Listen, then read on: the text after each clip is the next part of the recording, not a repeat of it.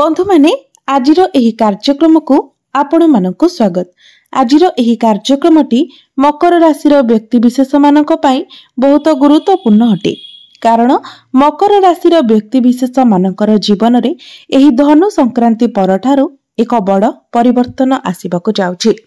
कारण एही धनु संक्रांति दिन सूर्य निजर राशि परिवर्तन करिवे एवं एहा परे अन्य केतेक ग्रह मध्य निजर राशि परिवर्तन करिवे, जहा फलरे आपणक जीवन रे मध्य एक बड़ परिवर्तन आसिबाकु जाउछि। केते क्षेत्र रे आपणक शुभ फल एवं केते क्षेत्र रे आपणक अशुभ फल मिलिबाकु जाउछि। तो बंधु माने एही धनु संक्रांति परठारु नूतन वर्ष आरंभ हेबा पूर्वरु आपणक जीवन रे केउ खुशी खबर आपणक मिलिबाकु जाउछि एवं केउ सब क्षेत्र रे आपणक सतर्क रहिबार अछि से विषय जानिबा पई आपण माने वीडियोटी को स्किप न करी शेष पर्यंत निश्चय देखंतु एवं वीडियोटी को लाइक करी चैनल टी को सब्सक्राइब करि दियंतु। कमेंट बॉक्स रे भक्ति एवं श्रद्धार सहित जय श्री जगन्नाथ जय मां लक्ष्मी निश्चय लिखंतु। तो बंधु माने आसंतु आरंभ करिबा आजिर एही कार्यक्रम को, जहा आपणकर जन्म राशि चंद्र राशि उपरे आधारित अटे। तेबे राशि चक्र 12 गोटी राशि मध्यरु दशम राशि हेउछि मकर राशि। तो बंधु माने एही धनु संक्रांति परे आपणको टिके आपणकर खाद्य उपरे ध्यान रखिबार अछि। कारण जेहेतु गुरुंकर दृष्टि आपणकर द्वादश भाव उपरे रहुछि, तेनु आपणकर टिके पेट जनित समस्या देखा दे पारे, डाइजेशन रे प्रॉब्लम देखा दे पारे, लिवर एसिडिटी एते प्रति आपणको टिके सतर्क रहिबार अछि। किंतु पूर्वरु आपणकर जो जॉइंट पेन बैक पेन भली समस्या देखा देउथिला सेथिरे आपण सुधार देखिबाको पाइबे। तो आपण जदि आपणकर खाद्य रे नियंत्रण करंती, हेल्दी फूड खांती, जंक फूड ऑयली फूड बाहर जिनिस ठारो दूरे रहंती, तो आपणकर स्वास्थ्य रे कोनोसी असुविधा हेबो नाही।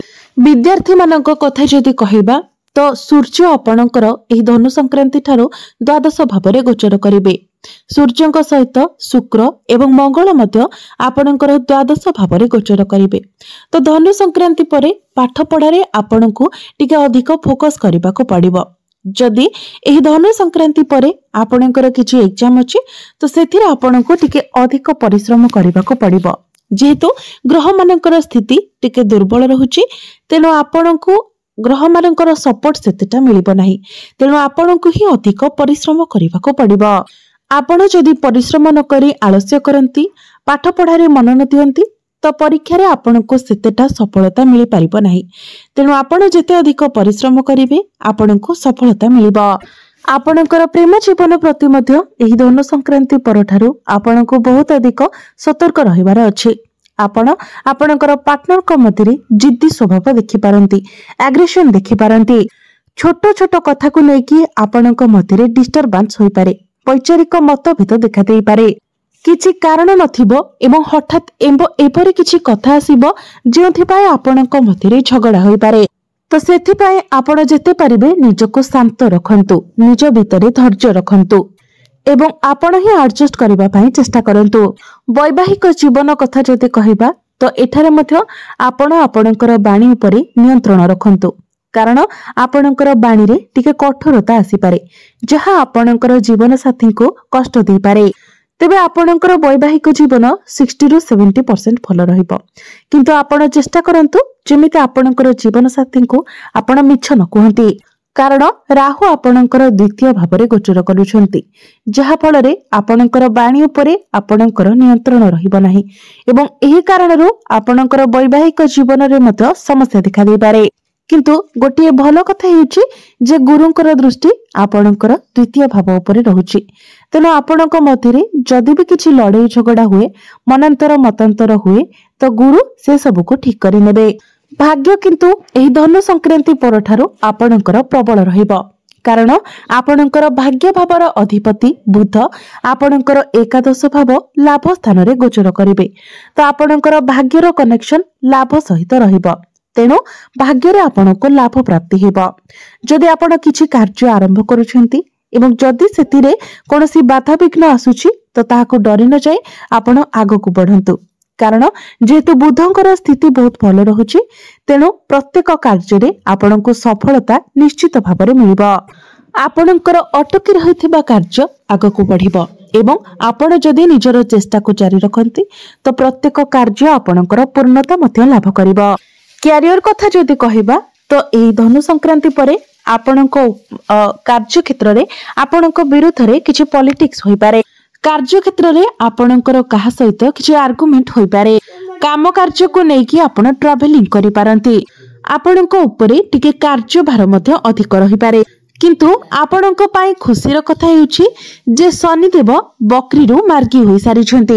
तेणु पूर्वरु आपणको ऊपरे जे स्ट्रेस रहुथिला आपणकर मनरे जे शंका रहुथिला एठारे आपण से सबुरे कमी देखिबा को पाइबे। अर्थात से सबु धीरे धीरे आपणको ऊपरु कम होई जिवो। किंतु जदि आपण प्रत्येक क्षेत्र रे निज हिसाब रे काम करबा को चेष्टा करंती, निजर मतामत रखिबा को चेष्टा करंती, अन्य कहार कथा को गुरुत्व न दियंती तो एपरी परिस्थिति रे आपण टिके असुविधा रे पड़ी पारंती। तो प्रत्येक परिस्थिति रे एपरी कार्य ठारू आपण दूरे रहंतु। तेबे जदि आपण कम्युनिकेशन रे काम करूछंती, ऑनलाइन रे काम करूछंती, जदि आपण हार्डवेयर रो काम करूछंती, टेक लाइन रे अछंती, किछि टेक्निकल काम करूछंती, कम्युनिकेशन रिलेटेड किछि काम करूछंती, पब्लिक डीलिंग रो काम करूछंती तो एई सब क्षेत्र रे आपनको सफलता मिलिबो। बिजनेस कथा जदि कहिबा तो बिजनेस आपणकर भलो रहिबो।